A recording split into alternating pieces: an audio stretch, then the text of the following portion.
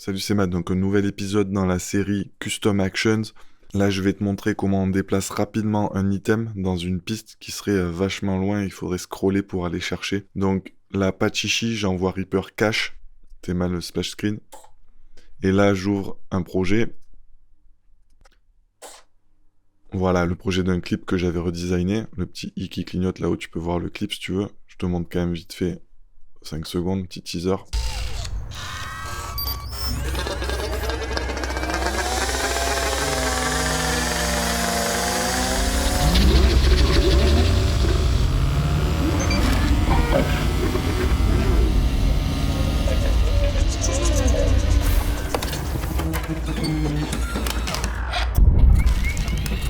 Ok.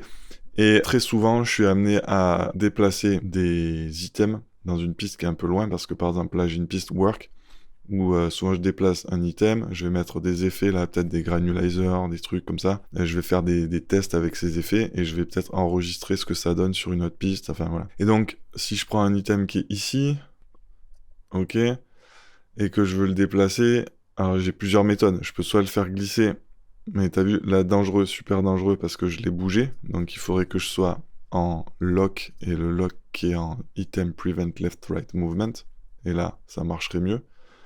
Ok. Mais tu vois que, je suis allé trop loin, si j'ai un truc qui est vraiment loin le temps que je la cherche, et que je me trompe, etc., c'est vraiment pas pratique. Alors ça peut être pratique que sur des trucs qui sont pas très loin, genre ici, mais pas dans tous les cas. Et j'ai ma méthode un peu clavier où je sélectionne un item, je vais au début, je fais commande X ou CTRL X pour le couper, je descends, je sélectionne ma piste et je fais pomme V ou CTRL V. Et là ça marche aussi. J'ai par contre mon curseur qui est plus à l'endroit où je l'avais laissé, il est à la fin, parce que dans mes options, le curseur il va à la fin une fois que tu as copié un truc.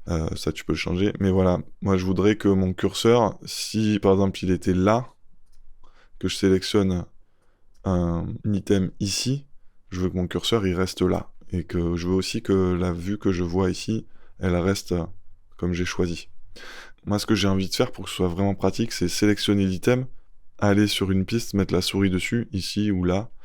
Je peux même me balader dans le projet et garder ma souris sur la piste.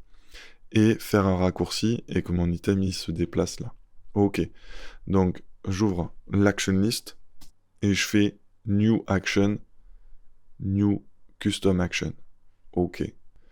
Et là, ce que je veux déjà faire, c'est sauver ma position du curseur et sauver mon arrange view pour pouvoir les rappeler après. Donc, on a Save Edit Cursor Position, là. On en a 16 slots, on va prendre n'importe lequel. Moi, je prends le 1. Et Save Current Arrange View Slot 1 aussi.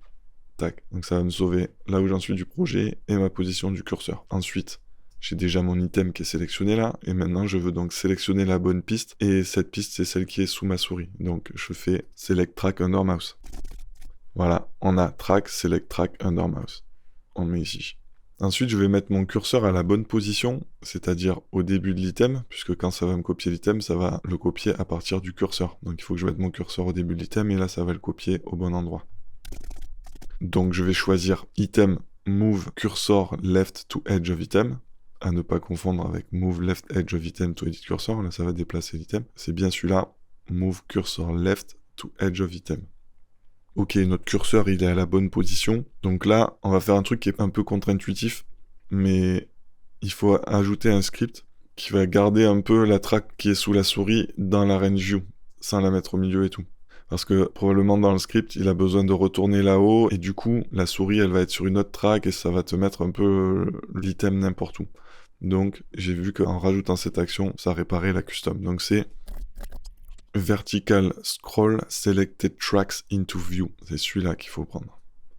Hop. Et ensuite, on va faire le script de Ascending, qui permet juste de déplacer un item sur une piste sélectionnée. C'est celui-ci. Ascending Copy Selected Items to Selected Track. Hop. Là, je l'ai copié, donc il va y avoir deux fois mon item, une fois là et une fois dans ma nouvelle piste, mais celui d'avant est resté sélectionné.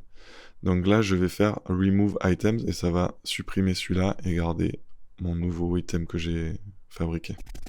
Donc ça va être ça, Item, Remove Items. Tac. Et maintenant, j'ai juste à rappeler la position de mon curseur et la vue dans laquelle je me trouve. Donc, Restore Arrange View Slot 1 et Restore Edit Cursor Position Slot 1. J'oublie pas de consolider mes points pour pas faire 10 fois annuler quand je me suis trompé, mais une seule fois. Et je nomme ma Custom Action. Déplace ton item sur la track under mouse. Gros. OK.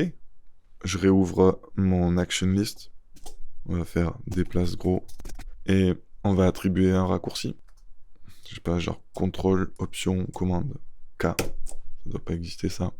OK. Et maintenant on va le tester vite fait. Là je prends un item le plus éloigné possible. On va prendre celui-là. Et puis je vais sur ma piste ici et je fais le raccourci. Hop, ça fonctionne. Tu remarques que mon curseur n'a pas bougé. Mon curseur il était ailleurs. Là je vais faire avec celui-là. Deuxième essai. Là tu vois que mon curseur il est ici. Parfait, mon curseur n'a pas bougé, ça m'a mis le truc au bon endroit. Est-ce que ça marche avec plusieurs items? On va voir.